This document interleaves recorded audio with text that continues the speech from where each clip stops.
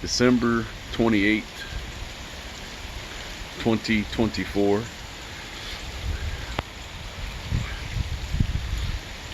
Okay guys, right over there is where we fish, across the road.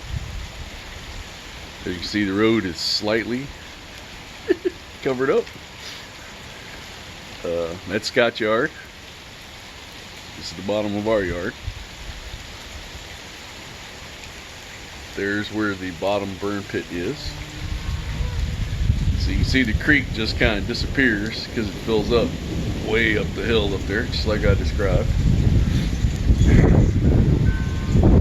It goes all the way back. Let's zoom back out here. It's all the way back up there.